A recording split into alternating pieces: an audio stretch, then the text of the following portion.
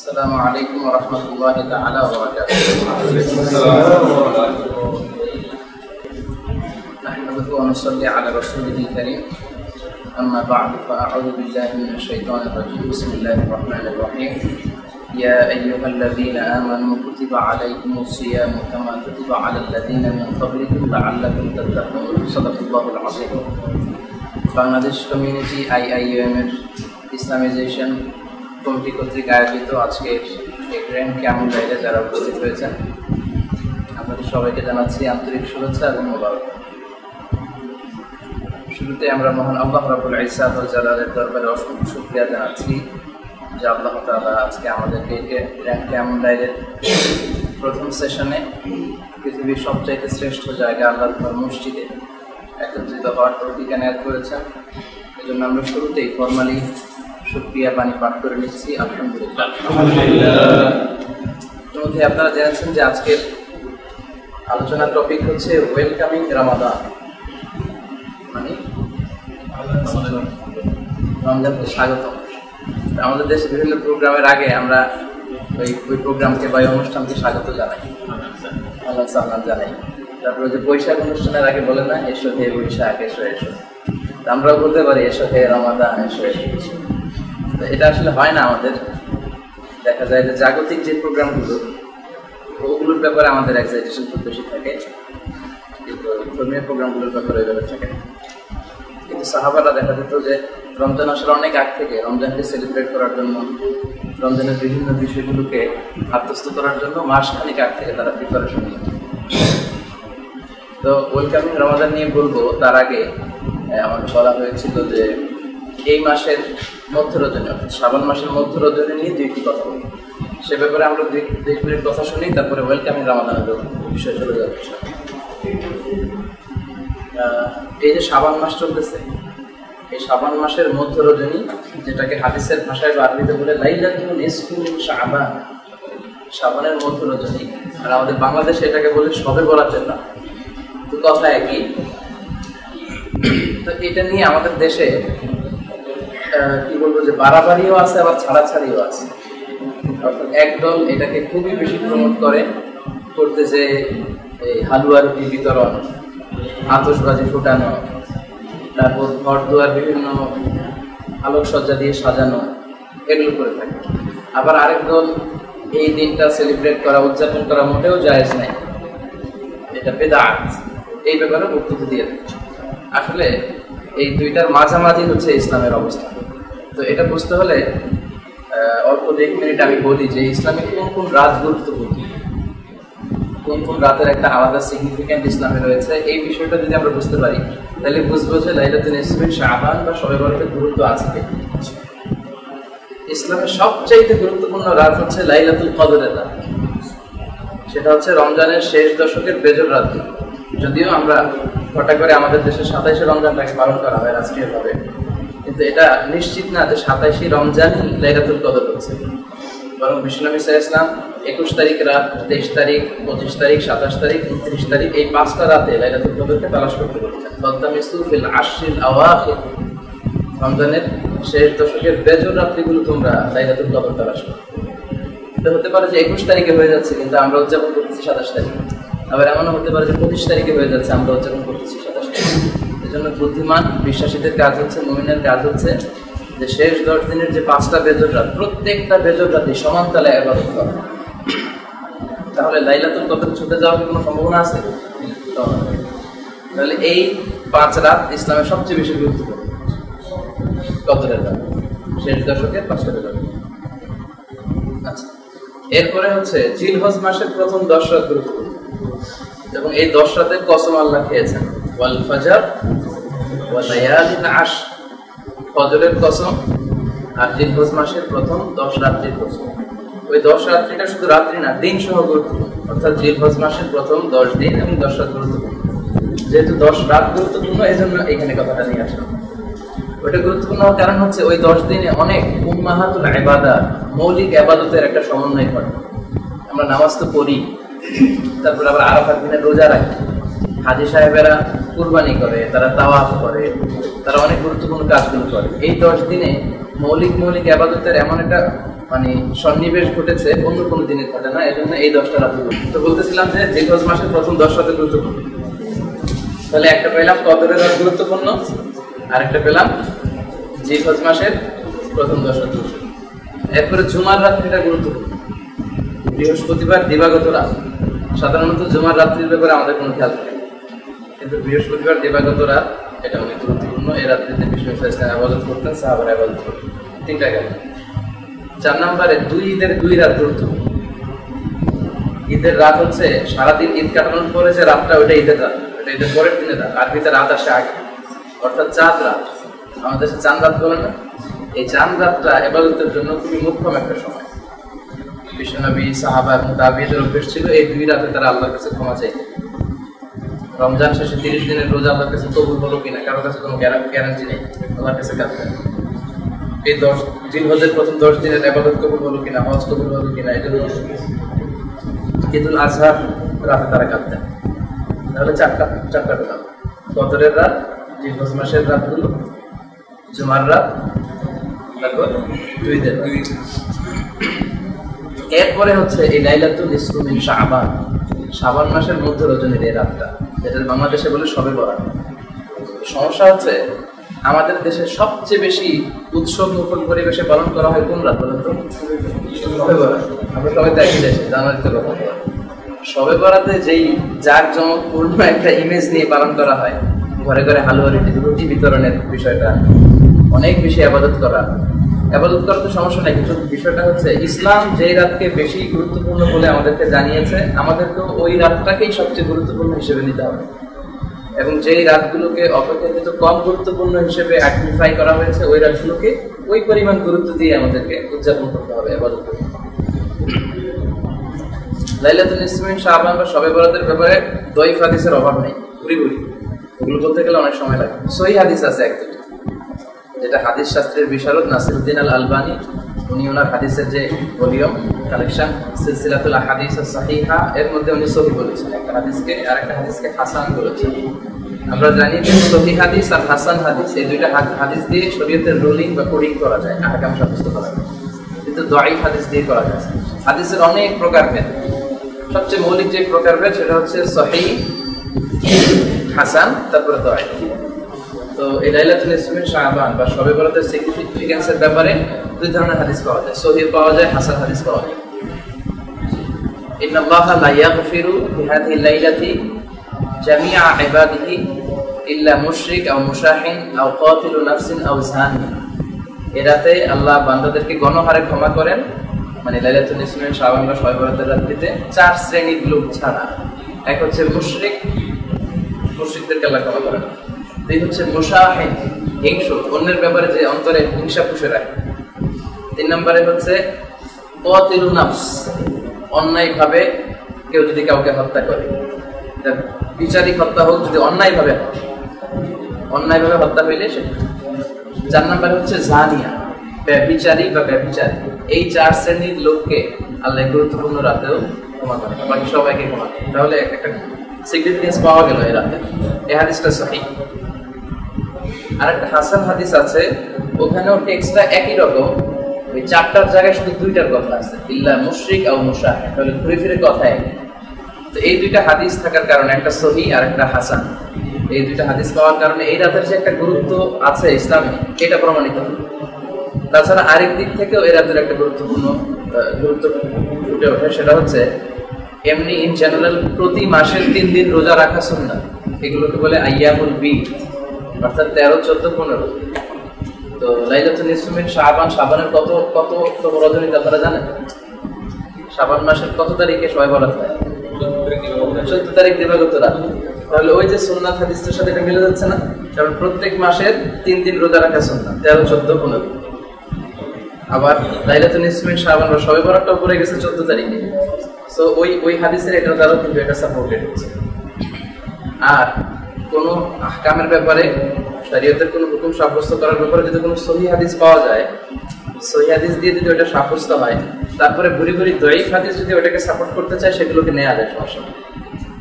যেমন একটা দয়ীফ হাদিস আছে খুবই প্রসিদ্ধ, ওই রাতে মা আয়েশার ঘরে বিষ্ণু নবী থাকতেন। রাসূলুল্লাহ সাল্লাল্লাহু আলাইহি ওয়াসাল্লামের এট এ টাইমে 9 জন স্ত্রী বেঁচে ছিল, তিনি ভাগ করে পালাক্রমে এক একদিন এক স্ত্রীর সাথে সময় কাটাতে পারতেন। তো মায়েশার ঘরে যেদিন ছিল লাইলাতুন নিসফিন শাবানের ওই রাতে তিনি বিষ্ণুনবীকে খুঁজে পাচ্ছেন। উনি ভাবলেন অন্য কোনো স্ত্রীর ঘরে গেল, বিষ্ণুনবীর খুঁজতে আরম্ভ করলেন। দেখেন অন্য কোনো স্ত্রীর ঘরের বাইরে বিষ্ণুনবীর জুতা নেই।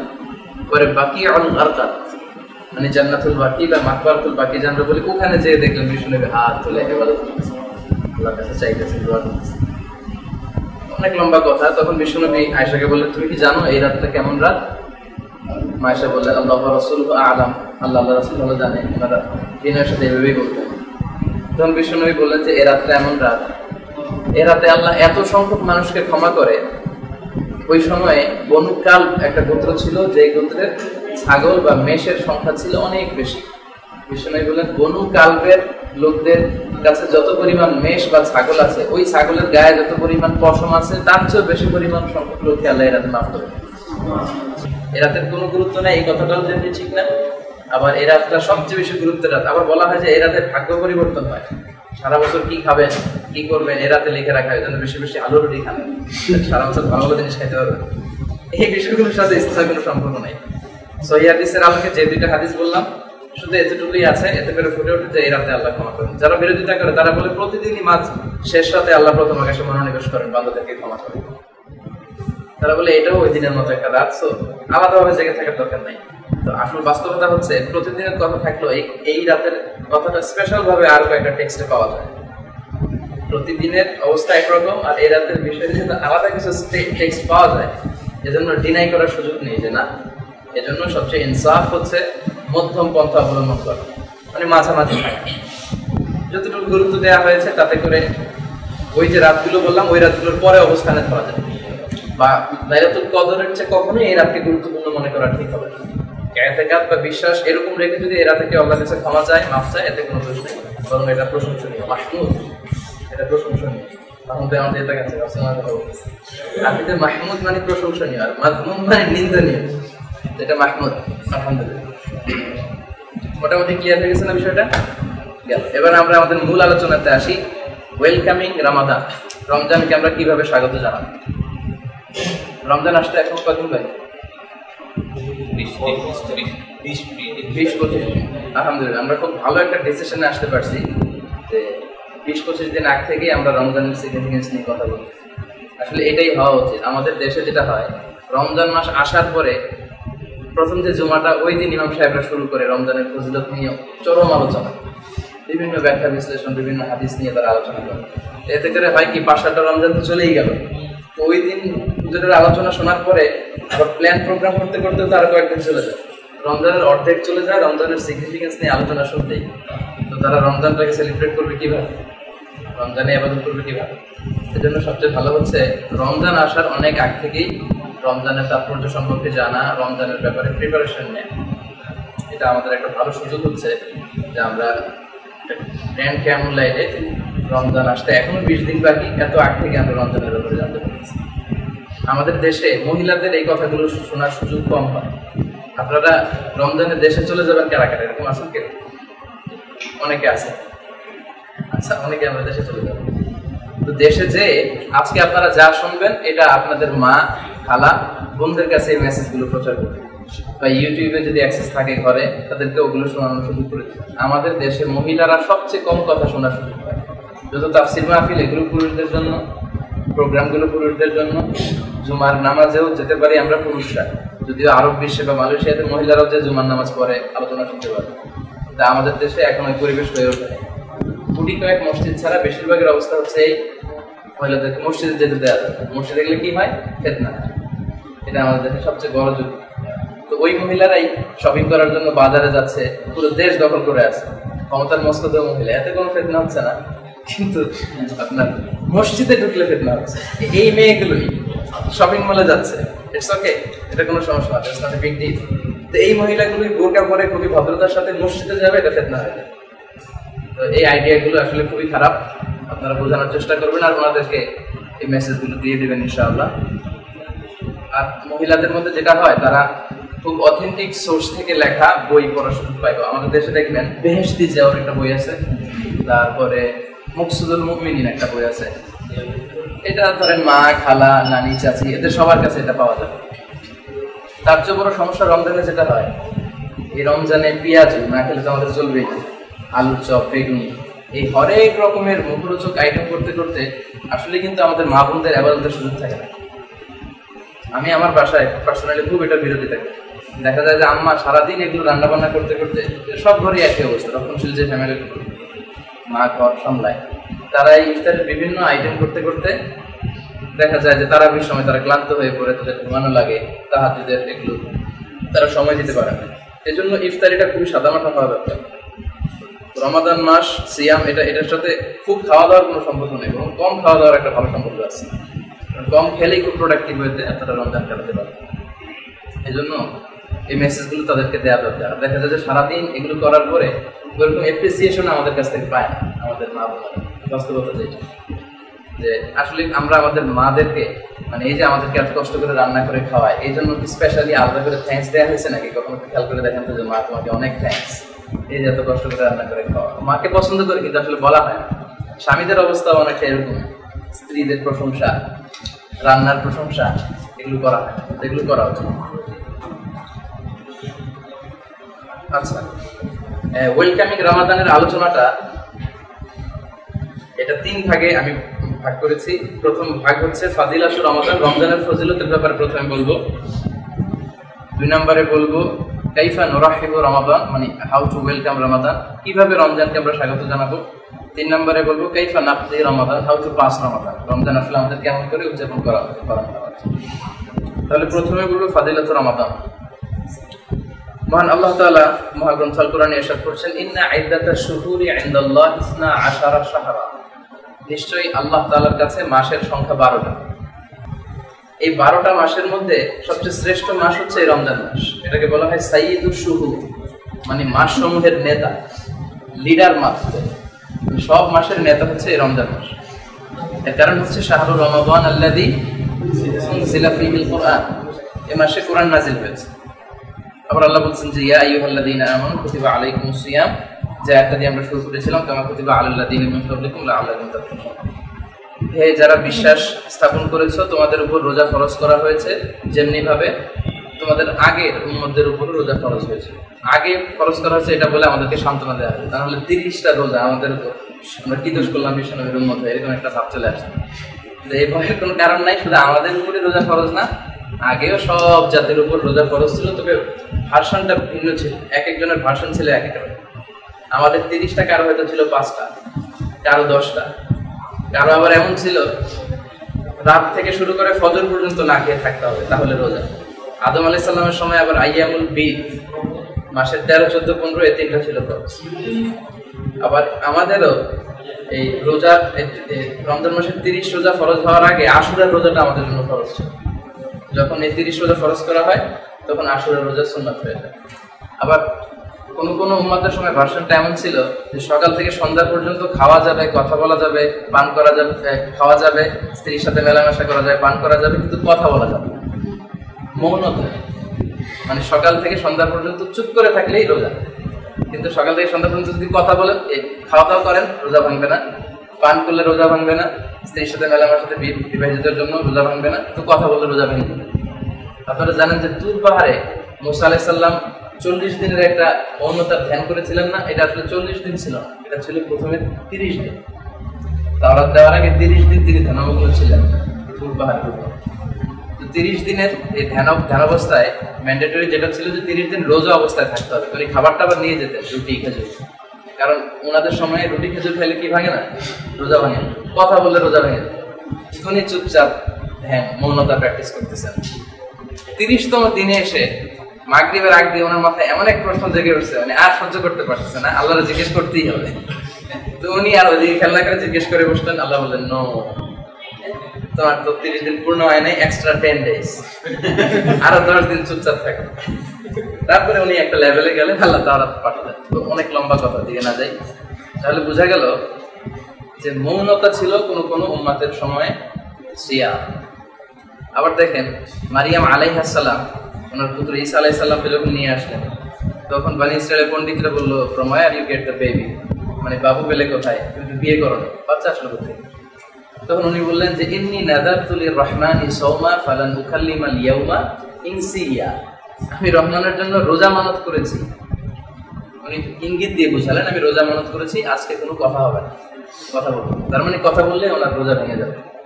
তার মানে রোজাটা ছিল কারোর জন্য 5টা, কোনো উম্মতের জন্য 10টা, কারোর জন্য 3টা, কারোর জন্য রাত থেকে সকাল পর্যন্ত না খেয়ে থাকা, কারোর জন্য সারাদিন চুপ থাকা, এই সিস্টেম ছিল। তবে সবার জন্য রোজা ছিল। এটাই আল্লাহ বললেন কামা কুতিবা আলাল্লাযিনা মিন ক্বাবলিকুম, তোমাদের পূর্বে যারা ছিল তাদের উপরে রোজা ফরজ ছিল। এটার ফাজিলত কি? এটা হচ্ছে লাআল্লাকুম তাত্তাকুন, তোমরা মুত্তাকি হবে, তোমরা আল্লাহ ভীরু হবে, আল্লাহ সচেতন হবে। তার মানে রোজা রাখলে তাকওয়াটা ডেভেলপ করে, কারণ রোজাটা কেবল আল্লাহর জন্যই রাখা হয় এবং আল্লাহ নিজেই এই রোজার প্রতিদান দেবে। অন্যান্য যে কোনো ইবাদত আপনি আসলে আল্লাহর জন্য রাখতেছেন কিনা এটা দেখার সুযোগ আছে, রোজাটা দেখার সুযোগ নেই। যেমন সারাদিন আপনাদের সাথে আমি না খেয়ে থাকলাম, কিন্তু কোনো এক সময় আমার রুমে যে দরজা জানলা বন্ধ করে আমি পানি খেয়ে ফেলি, আমি যে পানি খেয়ে ফেলছি বাইরে আসার পরে কি আর বোঝা যাচ্ছে? যাচ্ছে। তাহলে শুধুমাত্র কেবলমাত্র আল্লাহর ভয় যার অন্তরে থাকে সেই সিয়াম পালন করতে পারে। এই জন্য সিয়ামের প্র্যাকটিসের মাধ্যমে তাকওয়ার লেভেলটা ডেভেলপ হবে। এখন এই তাকওয়াটা কি? খলিফাতুল মুসলিমিন আমিরুল মুমিনিন উনি উবাই ইবনে কাব রাদিয়াল্লাহু তাআলা থেকে প্রশ্ন করেছিলেন যে মা হুয়া তাকওয়া, উবাই তুমি বলো তো যে তাকওয়াটা কি? উনি প্রশ্নের উত্তর না দিয়ে আবার প্রশ্ন করে বললেন আমা সালাকতা তরিকান যা শাউকিন, তুমি কি মরুভূমিতে কাঁটাযুক্ত কোন রাস্তা দিয়ে, মানে এমন রাস্তা চার দিকে শুধু ক্যাকটাস, এরকম কোন রাস্তা দিয়ে কি তোমার হাঁটার সুযোগ হয়েছে? ওমর বললেন বালা, হ্যাঁ আমি হেঁটেছি। তো কাইফা সালাকতা ফিহা, তুমি কেমন ভাবে হেঁটেছো?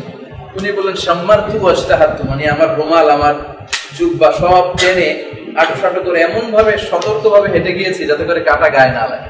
উবাই বললেন যালিকা হুয়া তাকওয়া, এটাই তো তাকওয়া। মানে পৃথিবীতে চলতে যে পাপ পঙ্কিলতার হাতছানি থাকবে, অন্যায়ের হাতছানি থাকবে, বিভিন্ন ধরনের ওয়াসওয়াসা থাকবে, এই সবগুলো পাপ থেকে নিজেকে ডিটাচ করে আল্লাহ সন্তুষ্টির জন্য এমন ভাবে পৃথিবীতে চলতে হবে যাতে করে এই পাপ পঙ্কিলতা আমাদের গায়ে স্পর্শ করতে না পারে, এটাই হচ্ছে তাকওয়া। বুখারীর বর্ণনায় পাওয়া যায় উমর ফারুক রাদিয়াল্লাহু আনহু উনি থাকতেন ফি আওয়ালিল মদিনা, মদিনার উঁচু এলাকাতে, এবং সেখান থেকে রাত্রেবেলা ছদ্মবেশে নিচু এলাকাতে দেখতেন যে কার কি সমস্যা। সারা রাতে এরকম ছদ্মবেশে উনি দেখতেন। সাথে একজন সৈনিক নিয়ে উনি যেতেন এক একদিন এক এক রাতে। একবার আওয়ালিল মদিনা থেকে নেমে নিচু এলাকাতে ঘুরে ফিরে উনি ফিরে আসতেছেন ফজরের আগে। এক বাড়ির ভেতর থেকে উনি আওয়াজ শুনতেছেন, এক বৃদ্ধা মহিলার কণ্ঠ। সে তার যুবতী মেয়েকে ডেকে বলতেছে যে তাড়াতাড়ি উটের দুধের সাথে পানি মিশিয়ে দাও, ফজরের পরে যে বাজার বসবে মদিনাতে চওড়া দামে বিক্রি করা যাবে। তারপর উনি কিন্তু দেখতেছেন না, শুধু কণ্ঠগুলো আবিষ্কার করতেছেন। তারপরে চিকন কণ্ঠের এক যুবতীর কণ্ঠের মেয়ের কথা শুনতেছেন। মেয়ে বলতেছে যে মা তুমি কি জানো না খলিফাতুল মুসলিমিন আমিরুল মুমিনিন ফরমান জারি করেছে মদিনার বাজারে কোনো উটের দুধের সাথে যদি পানি মিশানো হয় এটা প্রমাণিত হলে কঠিন সাজা দেওয়া হবে। তো মা তার মেয়েকে বলতেছে এখন তো ওমরও নাই, ওমরের সৈনিকও নাই, কেউ তো দেখতেছে না, তুমি তাড়াতাড়ি পানি মিশাও ফজর হওয়ার আগে। তারপরে মেয়ে যে উত্তরটা দিয়েছিল সেটা এখানে আলোচ্য বিষয়। এই কথা শুনে মেয়ে বলল যে লাউলা রাআ উমারু লা রাআ রাব্বু উমার, এর মানে হচ্ছে মা ওমর যদিও নাও দেখে ওমরের রব কিন্তু দেখে। লাউলা রাআ উমার, যদিও ওমর দেখছে না ঠিকই, কিন্তু লা রাআ রাব্বু উমার, ওমরের রব দেখতেছে। এইটা হচ্ছে তাকওয়া। ওমর দেখবে না, পুলিশ দেখবে না, ইউনিভার্সিটির সিকিউরিটি দেখবে না, কেউ দেখবে না, ফ্রেন্ডসরা দেখবে না, কিন্তু আল্লাহর ভয়ে পাপ থেকে বেঁচে থাকা, অন্যায় থেকে বেঁচে থাকা, নিজেকে হেফাজত করা, এটা হচ্ছে তাকওয়া। তো লাআল্লাকুম তাত্তাকুন, সিয়াম পালনের মাধ্যমে এই তাকওয়ার গুণটা আমাদের মধ্যে ডেভেলপ হয়। এখন আলোচনা কি চলতেছে মনে আছে তো? ফাদিলাতুর রমাদান, রমজানের ফজিলত। আচ্ছা, বিশ্বনবী এই মাসের ব্যাপারে বলেছেন হুয়া শাহরুন আউয়ালুহু রাহমা ওয়া আওসাতুহু মাগফিরাহ ওয়া আখিরুহু ইতকুম মিনান নার। এটা এমন মাস যে মাসের প্রথম দশক রহমতের, দ্বিতীয় দশক হচ্ছে মাগফিরাতের, তৃতীয় দশক হচ্ছে জাহান্নামের আগুন থেকে নাজাত। এটা একটা লম্বা হাদিসের কাটা অংশ। ওই হাদিসটাকে মুহাদ্দিসিনরা দাঈফ বলেছে। দাঈফ হলেও এই হাদিসে কাটা কাটা এমন এমন চমৎকার কথা আছে যেগুলো অন্যান্য জায়গায় সহিহ হাদিসে পাওয়া যায়, ফলে এই হাদিসটা গ্রহণ করতে কোনো সমস্যা নেই। আরেকটা সহিহ হাদিসে পাওয়া যায়, বিষ্ণু বলেন ফিল জান্নাতি সামানিয়াতু আবওয়াব মিনহা বাব ইউসাম্মা আর-রায়্যান লা ইয়াদখুলুহু ইল্লা সাইমুন মান দাখালাহু লাম ইয়াযমা আবাদা। জান্নাতে অনেক দরজা, একটা দরজা আছে স্পেশাল যেটার নাম রায়্যান। এই হাদিসটা জানার কথা, জানি না আমরা, রাইয়ান একটা দরজা আছে, এটা স্পেশালি শুধু রোজাদারদের জন্য। রোজাদাররা ছাড়া কেউ ঢুকতে পারবে না এই দরজা দিয়ে। আর একবার যে ঢুকবে সে আর জীবনে তৃষ্ণার্ত হবে না, তার তৃষ্ণা শেষ, তৃষ্ণা চলে যাবে। সিয়াম আর কোরআনকে আল্লাহ স্পেশালি শাফাতের সুযোগ দিলেন। কোরআন এবং সিয়াম in the day of judgement specially শাফাত করবে, ফায়ুশাফাআন, তাদের শাফাতকে অ্যাকসেপ্ট করা হবে, গ্রহণ করা হবে। এরপরে বাইহাকী শরীফের একটা হাদিস, সালাসু দাওয়াতিন মুস্তাজাবা, তিন ব্যক্তির দোয়াকে আল্লাহ কখনো ফেরায় না। দাওয়াতুল মুসাফির, মুসাফিরের দোয়া আল্লাহ ফেরায় না। দাওয়াতুল মাজলুম, অত্যাচারী ব্যক্তির দোয়া আল্লাহ ফেরায় না। 3 নম্বর হচ্ছে দাওয়াতুস সাইম, রোজাদারের দোয়া ফেরায় না। এজন্য ইফতারিকে সামনে রেখে দোয়া করা এটা খুব চমৎকার একটা অপরচুনিটি, যেটা আমাদের 30 দিনে নিতে হবে। কারণ ওই সময় আল্লাহ ফেরেশতাদের সাথে আর্গুমেন্ট করে, তোমরা না বলছিলে যে মানুষ বানানো যাবে না, তারা মারামারি করবে, হরতাল করবে, পিটাপিটি করবে, কিন্তু দেখো এত কিছুর পরেও তারা কিন্তু আমাকে ভয় পায়। সামনে খাবার আছে, খাওয়ার সুযোগ আছে, কিন্তু খাচ্ছে না, শুধুমাত্র কেবলমাত্র আমার ভয়। তো এই যে আল্লাহর সফট কর্নারটা এখানে একটু গ্রো করতেছে, এই সুযোগটাকে কাজে লাগাইতে হবে। কাজে লাগায় যার যত দোয়া আছে, আমরা এখানে বেশিরভাগই সিঙ্গেল আছি, আমাদের অনেক দোয়া রয়ে গেছে, তাই না? বিভিন্ন দোয়া, রিজিকের দোয়া, ভালো একটা লাইফ পার্টনার আমাদের জীবনে আসুক সেটার দোয়া, মুসলিম উম্মার কল্যাণের দোয়া। আমাদের দেশে তো যা শুরু হয়েছে, বড় বড় আলেমরা চলে যাচ্ছে, আর বজ্রপাতে মানুষ মরতে শুরু করছে। কিছুদিন আগে আর্থকুয়েক শুরু হয়েছিল, এখন আবার অন্য ডাইমেনশনে আল্লাহর গজব আসতে শুরু হয়েছে। তো অনেক কিছু চাওয়ার আছে আল্লাহর কাছে, সব বিপদ থেকে মুক্তি, নিজের ক্যারিয়ারের জন্য দোয়া, দোয়ার তো শেষ নাই। এজন্য সবচেয়ে মোক্ষম সময় হচ্ছে ইফতারিকে সামনে রেখে, যেহেতু আল্লাহর সফট কর্নারটা খুব বেশি গ্রো করে, তখন ওইটাকে কাজে লাগাই ফেলতে হবে। মুমিনদের কাজ হচ্ছে সুযোগ কোথায় আছে আখিরাত কামানো, ওইটা খুঁজে খুঁজে তারা করে। আচ্ছা, এরপরে আরেকটা হাদিস, বুখারীর বর্ণনা, খুবই প্রসিদ্ধ হাদিস রমজানের ব্যাপারে, ইদা জা রমাদান ফুতিহাত আবওয়াবুস সামা ওয়া গুলিকাত আবওয়াবু জাহান্নাম ওয়া সুফিদাতিশ শায়াতিন। আরেক বর্ণনায় ওয়া সুসিলাতিশ শায়াতিন। যখন রমজান আসে, আকাশের দরজাগুলোকে খুলে দেয়া হয়, আকাশ মানে হেভেন, জান্নাতের দরজা খুলে দেয়া হয়, জাহান্নামের দরজা বন্ধ করে দেয়া হয়, শয়তানকে চেইন আপ করা হয়, শিকলবন্দি করা হয়। এই হাদিসটা শোনালে আমাদেরকে অনেকে যে প্রশ্নটা করে যে শয়তানকে যদি শিকলবন্দি করা হয়, তাহলে রমজানেও তো অনেক খুন খারাপই ঘটে। রমজানে অনেক মানুষ নামাজ তরক করে, রমজানে জিনা ব্যভিচারও হতে পারে, অনেক খারাপ কাজ হতে পারে। শয়তান চেইন আপ থাকলে এই খারাপ কাজ হয় কিভাবে? এটার অনেকগুলো উত্তর আছে। উত্তর নাম্বার 1, সেটা হচ্ছে শয়তানকে শিকলবন্দি করা হয়, কিন্তু মানুষের মধ্যেও এক ধরনের শয়তান আছে। সবসময় শয়তানের ইয়েতে থাকতে থাকতে সে নিজেও শয়তান হয়ে গেছে। কারণ আল্লাযী ইউওয়াসউইসু ফি সুদুরিন নাস মিনাল জিন্নাতি, মানুষের অন্তরে ওয়াসওয়াসা শুধু জিনরাই দেয় না, মানে শয়তানই দেয় না। মিনাল জিন্নাতি ওয়ান নাস মানে কি? মানুষ। ওয়াসওয়াসা শয়তানও দেয়, মানুষও দেয়। তো জিন শয়তানকে আল্লাহ চেইন আপ করে, মানুষ শয়তানকে তো চেইন আপ করে। মানুষ শয়তানের কুমন্ত্রণায় এরকম দুর্ঘটনা করতে পারে, একটা। নাম্বার 2 হচ্ছে আপনার আত্মার 2টা দিক, নাফসে আম্মারা আর নাফসে মুতমাইন্না। মাঝে মাঝে আছে লাওয়ামা, ওটা বাদ দিলাম। আম্মারা, মুতমাইন্না। মুতমাইন্না মানে নাফসটাকে সে এমন ভাবে প্রিপেয়ার করেছে আল্লাহর ইবাদত, ভালো কাজের মধ্য দিয়ে, এটা এমন একটা লেভেলে এটা চলে এসেছে, এই নাফস আর কখনো তাকে খারাপ কাজের দিকে ডাইরেক্ট করবে, সবসময় ভালো কাজের দিকেই করবে। কিন্তু এই লেভেলে পৌঁছতে পারে এরকম মানুষের সংখ্যা কম। আরেকটা আছে নাফসে আম্মারা, ইন্নান নাফসা লাআম্মারাতুন বিসু, সবসময় খারাপ দিকেই বলে। তো নাফসে আম্মারাকে তো আল্লাহ চেইন আপ করেন। আপনি যদি নাফসটাকে কলুষিত করতে করতে এমন পর্যায়ে নিয়ে যান যখন আর শয়তানের প্রয়োজন হবে না, ওই নাফসই আপনাকে খারাপ দিকে ডাইরেক্ট করবে।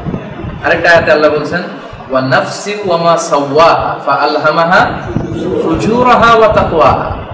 নাফসের 2টা দিক, একটা ফুজুর আর একটা তাকওয়া। নাফস আপনাকে পাপাচারিতার দিকেও ডাইরেক্ট করবে, আবার তাকওয়ার দিকেও করবে। নাফসকে যদি আপনি ওইভাবে লালন পালন করে ওই পর্যায়ে নিতে পারেন, এটা আপনাকে শুধু ভালো দিকে যেতে করবে। আর নাফসকে কলুষিত করতে করতে এমন একটা পর্যায়ে নিয়ে গেলে এই নাফস আর আপনাকে ভালো দিকে কিছু করবে না, শুধু খারাপ দিকেই সে ধাবিত করবে। তো রমজান মাসে নাফসকে তো আর চেইন আপ করা হয়। সারা 11 মাস আপনি যদি অন্যায়ের সাথে লিপ্ত থাকেন, রমজান মাসে ওই অন্যায় থেকে, অন্যায়ের সার্কেল থেকে বের হয়ে আসা অনেক করবে। 2টা উত্তর। উত্তর নাম্বার 3, সেটা হচ্ছে এই যে ফ্যানটা ঘুরতেছে না, আমাদের টিচাররা এটা বলতো, ঘুরতেছে তো না, এই ফ্যানের সুইচটা কি এখন অন নাকি অফ? অন। দ্যাটস ওয়াই এটা ঘুরতেছে। এই ফ্যানের সুইচটা যদি এখন অফ করে দেই, সাথে সাথে কিন্তু ফ্যানটা বন্ধ হবে। এটা বন্ধ হতে 1-2 মিনিট সময় নেবে। আচ্ছা, অফ করে দিলে সুইচটা কি অন না অফ? সুইচ অফ, তাহলে ফ্যান ঘুরতেছে কেন? এর কারণ হচ্ছে যে অনেকক্ষণ ঘোরার কারণে অফ করার পরেও সে থামতে 1-1.5 মিনিট সময় নেয়। ওই যে গতির থাকে 11 মাসে আপনি যদি অন্তরকে কলুষিত করে নিজেকে শুধু আজে বাজে পাপ কাজ, অনর্থক কাজ, অশ্লীল কাজের সাথে নিজেকে রাখেন, এরপর রমজানে ভালো হয়ে যেতে চান, এটা থামতেও তো সময় লাগে। ওই থাকতেই হয়তো রমজানের 30 দিন চলে যায়, 15-20 দিন চলে যায়, ওই সময় অন্যায় কাজগুলো। এজন্য শয়তানকে আসলেই চেইন আপ করা হয়, শিকলবন্দি করা হয়, মানুষকে ওয়াসওয়াসা যে দিবে এটা বাধাগ্রস্ত করা হয় তাদেরকে। হাদিসটা আসলেই ঠিক। আচ্ছা, কোরআন নাজিল হয়েছে রমজান মাসে। শুধু কোরআনই কিন্তু রমজান মাসে নাজিল হয় না, যত আসমানি কিতাব আছে বাকি সবগুলোই রমজান মাসে। তাওরাত, জাবুর, ইনজিল, সুহুফে ইব্রাহিম, মুসা সব রমজান মাসে। এবং ইসলামের বড় বড় বিজয়গুলো রমজান মাসে। বদরের যুদ্ধ, যে যুদ্ধটার উপর নির্ভর করতেছিল ইসলামের পরবর্তী অগ্রগতি, ইসলাম থাকবে কি থাকবে না, মিটে যাবে নাকি সামনের দিকে এগোবে। এই বদরের যুদ্ধে 313 জন শেষ হয়ে গেলে সব শেষ, আর তারা জিতে যাওয়ার কারণে আজকে আমরা এতটুকু। তো সেই বিজয়টা হয়েছে কত রমজানে? 17ই রমজানে। ফাতহে মক্কা এটাও হয়েছে রমজান মাসে। এরকম অনেক বড় বড় বিজয় আমরা রমজান মাসে। এই হাদিসগুলো, টেক্সটগুলো বললাম রমজানের ফজিলত বোঝার জন্য, যে কত মহিমান্বিত একটা মাস আমাদের সামনে আসতেছে। আমরা শাবান শেষ করে ফেলতেছি, আজকে বোধহয় শাবানের 5 বা 6 তারিখ। বাংলাদেশে 22 তারিখে শবে বরাত বা লাইলাতুল নিসফিন শাবান, সেই হিসেবে এখানে হয়তো 21 তারিখ। তার মানে খুব অল্প কিছুদিন আছে রমজান আসা। এবার আমরা শুনবো কাইফা নুরাহিবু রমাদান, হাউ টু ওয়েলকাম রমাদান। সাহাবারা, বিশ্বনবী এবং তার সাহাবারা কিভাবে রমজানকে ওয়েলকাম জানাতেন। রমজানের 2 মাস আগ থেকেই বিশ্বনবী এবং তার সাহাবারা রমজানকে ওয়েলকাম জানাতেন। রজব মাস থেকেই বিশ্বনবী করতেন আল্লাহুম্মা বারিক লানা ফি রজব ওয়া শাবান ওয়া বাল্লিগনা রমাদান। হে আল্লাহ, রজব এবং শাবান মাসের বরকত তুমি আমাদের নসিব করো, আর রমজান মাসে আমাদেরকে পৌঁছে দাও। শাবান মাস যখন আসতো তখন বিশ্বনবী পড়তেন আল্লাহুম্মা বারিক লানা ফি শাবান ওয়া বাল্লিগনা রমাদান। আল্লাহ শাবানের বরকত দাও, রমজানে পৌঁছে দাও। তো আমরা এখন কোন মাসে? আগে যারা 2 মাস মিলিয়ে দোয়াটা করেছেন তো করেছেন ভালো, যারা করেন নাই তারা শাবানের কথাটা উল্লেখ করে দোয়া করতে পারেন। এখন আসেন আমরা কয়েকবার করি, আমার সাথে সাথে করেন। আল্লাহুম্মা বারিক লানা ফি শাবান ওয়া বাল্লিগনা রমাদান। আবার করেন আল্লাহুম্মা বারিক লানা ফি শাবান ওয়া বাল্লিগনা রমাদান।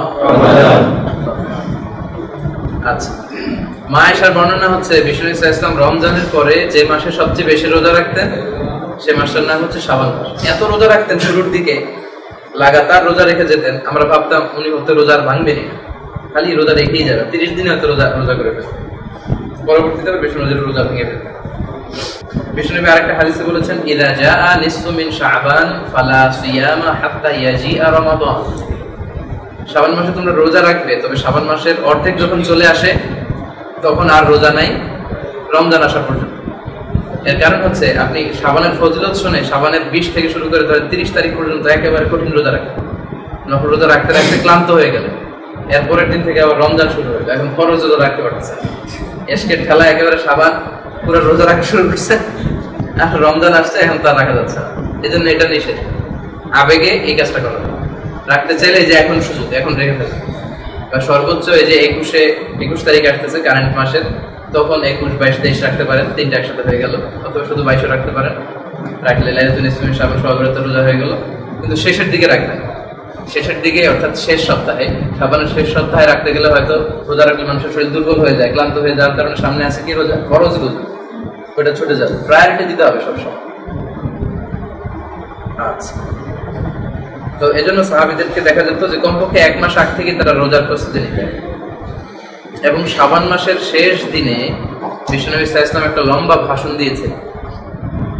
এই ভাষণের টেক্সটগুলোকে মুহাদ্দিসরা দাঈফ বলেছে।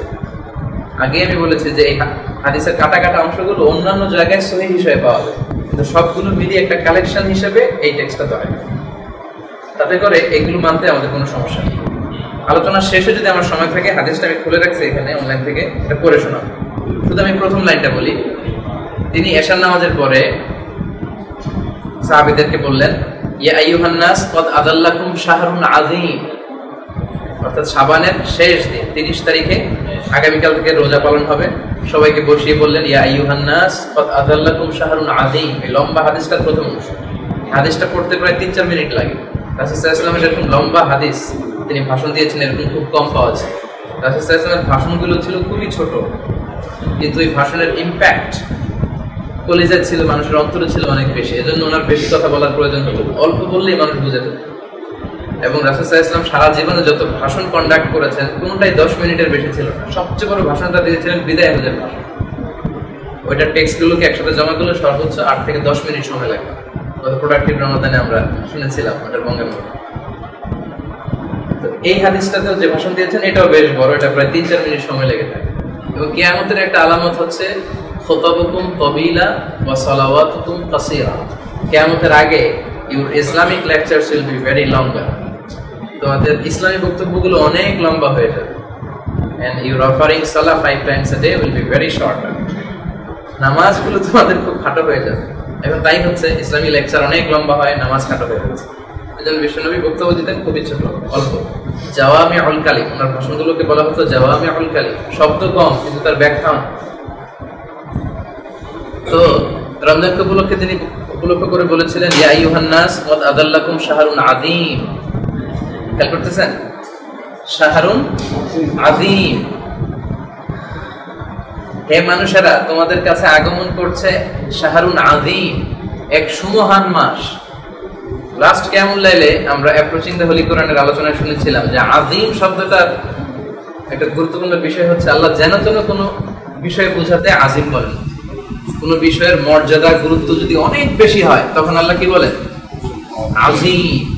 আমরা শুনেছিলাম যে বিশ্বনবী সাল্লাল্লাহু আলাইহি ওয়াসাল্লামের চরিত্র এর উপমা আল্লাহ কি দিয়ে দিবেন? আল্লাহ বললেন ওয়া ইন্নাকা লাআলা খুলুকিন, হে নবী আমি আপনাকে সুমহান চরিত্রের উপর পুরস্কার দিচ্ছি। এরপর আমরা বলেছিলাম কিয়ামতের যে আর্থকোয়েক, সেক্ষেত্রে আল্লাহ বলেছেন ইন্না সালসালাতাস সাআতি লাশাইউন আযীম। কিয়ামতের ভূমিকম্প এটা একটা বিশাল বিষয়। এরপরে আল্লাহ নিজের পরিচয় দিয়েছেন আযীম বলে। আয়াতুল কুরসির শেষে কি ওয়ালা ইয়াউদুহু হিফযুহুমা ওয়াল আলিউল আযীম, তিনি সুমহান আযীম। এরপরে ব্ল্যাক হোল, ব্ল্যাক হোলের নাম শুনেছেন না আপনারা?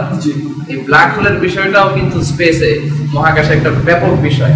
এটা রেঞ্জে কোন তারকা যদি যায়, যত বড় সাইজের হোক, ইভেন গ্যালাক্সি গুলোকেও মনে হয় এটা চুষে খেয়ে ফেলতে পারে, তাই না? এই ব্ল্যাক হোলকে আরবিতে বলে মাওয়াকিউন নুজুম। এই মাওয়াকিউন নুজুমের কসম খেতে যে আল্লাহ বলেছেন আযীম, ফালা উকসিমু বিমাওয়াকিউন নুজুম ওয়া ইন্নাহু লাকাসামুন লাউ তা'লামুনা আযীম। মানে ব্ল্যাক হোলের বিষয়টা মহাশূন্যে এত ভয়ঙ্কর একটা বিষয়, এটা রেঞ্জের যত বড় সাইজের তারা হোক, যত হাজার কোটি গুণ বড়, সূর্যের চেয়ে যত বড় হোক, এগুলো যদি কখনো রেঞ্জে ঢুকতে পারে মুহূর্তের মধ্যে চুষে খেয়ে ফেলবে ব্ল্যাক হোল। এটার কসম কাটতে যে আল্লাহ বললেন আযীম। আবার এখানে দেখেন বিশ্বনবী রমজান মাস যে কত দামি মাস, এটা বোঝানোর জন্য বিশ্বনবী আযীম বললেন ইয়া আইয়ুহান নাস ক্বাদ আদাল্লাকুম শাহরুন আযীম, তোমাদের সামনে এক সুমহান মহিমান্বিত মাস আগমন করছে। এরপরে তিনি লম্বা হাদিসটা বললেন, আমাদের সময় থাকলে শেষে হাদিসটার অর্থ করে শোনা।